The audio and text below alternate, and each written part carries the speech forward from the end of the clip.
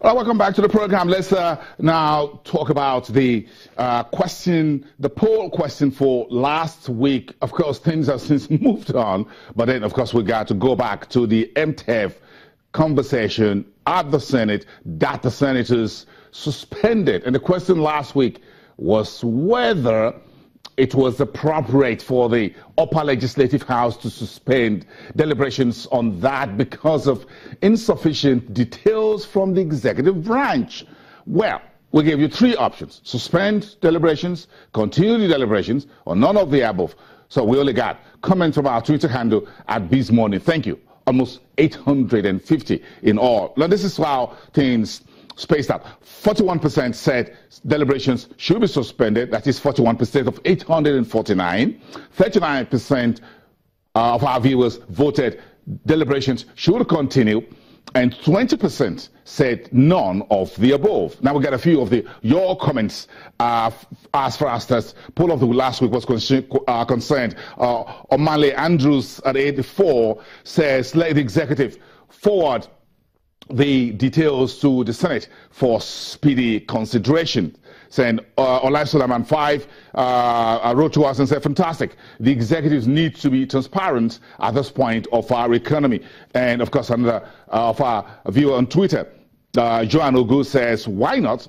The National Assembly is no longer rubber stamp or a rubber stamp. Thanks for keeping them coming. This week we got a new set of poll for you, and that will be tomorrow. Meantime, you know where to find us on social media. Of course, we're talking that about Twitter. You can tweet to CTV Harriet. She's the show anchor. I sit in here a couple of days when I am privileged to do so. Then, of course, so you can tweet at me at bbolson. Then I want to put it at Channels TV, all lower caps, or at Biz Morning, BIZMORNING. And of course, you know how to go about that. We'd like to hear from you. And if you want to put it in our email address, you see that as often as we can put them across the screen there for you. Don't forget to be part of the programming. Let's talk about the energy sector. Oil and gas stocks burned slightly last week because of the third quarter numbers. Of course, a few of them in that space reported some earnings a little bit sweet. Corn oil, for example, but the price remained unchanged on Friday. So let's just show you the big seven, as it were. 35.90, that's where corn oil finished off in gray. 40 oil by market cap, 120.02, up 202.18%. 106,132 shares. MI is holding on to that 40 naira per share at the marketplace. And Mobil, with the divestment of ExxonMobil of US in that downstream player at 190. Then, of course, you find Rwanda about 0.2% to the north. And Friday, at the same day, Seplat shook off the earlier negative third quarter numbers to gain 1.33 at 380. Then Total 329.99, up 13.79%. That was the record for the week we just finished. And you look at the summary of that year to date, that's almost 10%. In the week, just about 0.31%, despite some aggressive haircuts by Wendo, 40 oil, and Eternal Oil, not among the big seven that we track. Dividend yield is sitting at 3.0%. So let's broaden our conversation beyond oil into agriculture. Of course, if you're in the know, you know that cassava also have ethanol, and you can get energy from agriculture. But we'll have a cassava conversation. That's what we're going to have with the president of the Cassava Growers Association, Segun Adewumi. Thank you very much for coming, sir. Thank you very We much. appreciate you coming in. This good cassava is one product with so many derivatives, as it were. So, apart from the traditional gari, you get flour, you get these, you get almost everything. So, how much has been achieved within this sector for those of you who are growers?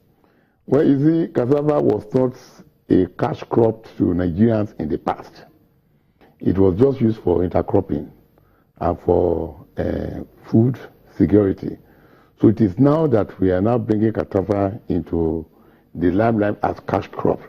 And we expect that Nigeria can even earn from cassava more than is presently earning from oil.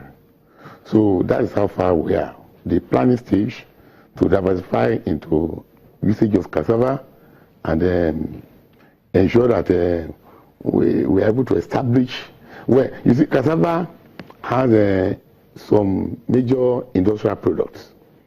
One of them, you have just mentioned ethanol. One of them is the industrial starch. One of them is glucose syrup. One of them is a cassava flour. One of them is sweetener. These are also raw material to numerous utility products. So cassava can trigger industrial revolution that nearly all parts of Nigeria can have industry based on cassava. So we are looking forward to the cassava revolution in Nigeria. Hasn't there been much, wasn't there much done as far as cassava was concerned during the Obasanjo's administration? Yes, at that time I was the chairman of the technical committee that actually met with the flour mills, and we met with the minister. Well, see, the planning, the execution was wrong.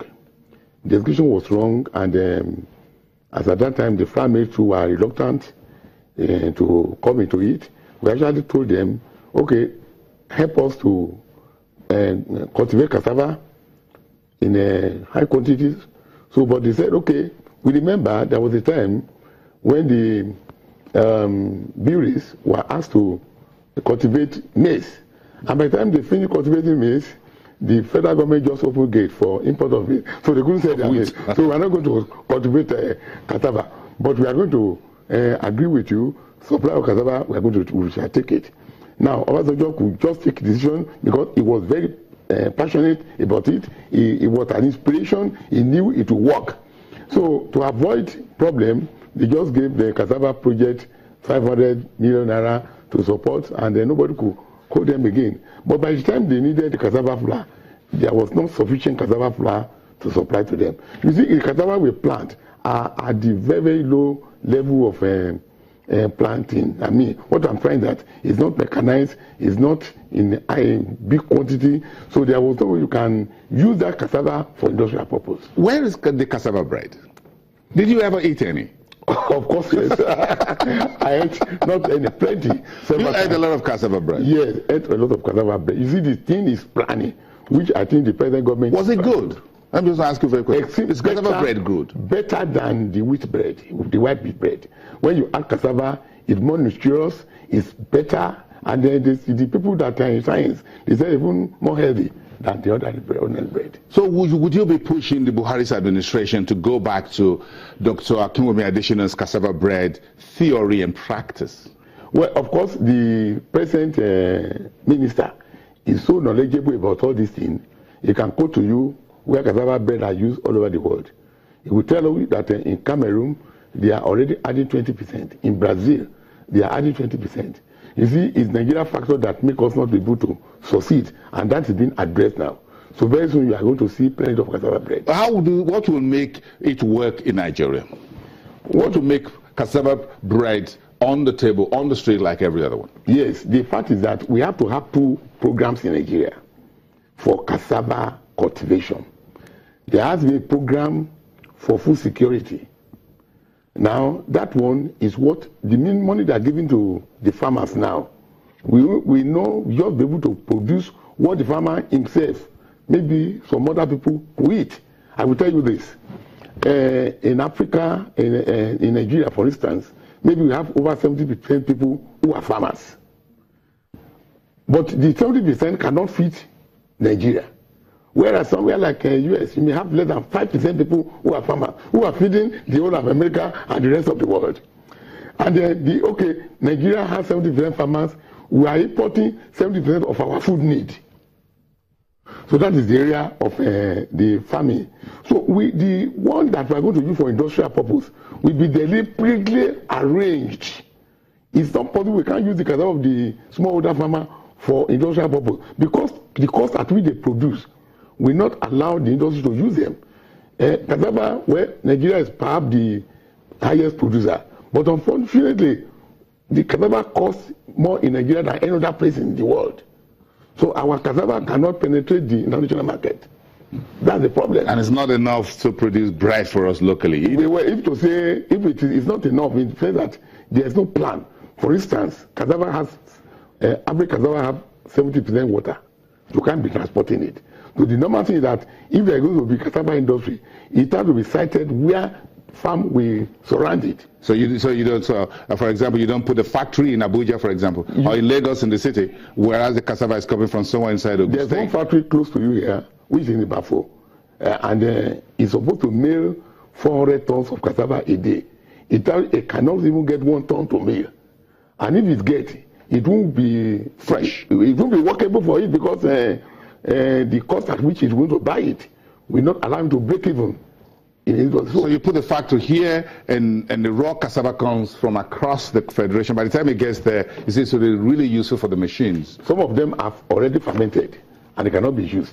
Then the transportation, it makes it very expensive because of transporting it. Recently, we transported to some cassava industries. We discovered that the cost at which we harvested and transported has eaten up the money that we earned from before you supply to the factories. So those are the problems. So what else do you want? Do you want money? Do you want an intervention? Everybody's asking government for a bailout. What do you cassava growers want? The cassava growers want a plan to involve us in the planning. Let me give an example. We have just gotten land all over the country. We got 9,500 in Ekiti State. Somebody was coming to invest to put an ethanol plant in that something. He wanted to take his money from Nigeria banks, from investment promotion, then from Nexim and the rest. The money he negotiated with them. By the time Naira fell, the money could no longer. It's not sufficient. The money is not sufficient to buy the machinery that is going to use. So, and secondly, there is one policy that Nigeria has to change before we can prosper in either cassava or any agriculture. Now, I give you an example. All over the world and in Africa, farmland is used as collateral security for loan. But Nigeria is not. It puts us, investors in Nigeria, at disadvantage. For instance, we have 9,500. By the time they do the valuation, they may get over 2 billion. But we cannot put it forward as a collateral. So if we are negotiating with a foreign investor, we cannot use it because the Nigeria bank will not take it. So most of the people who are supposed to invest in Nigeria are relocated to Ghana because of the unfavorable environment for this kind of investment.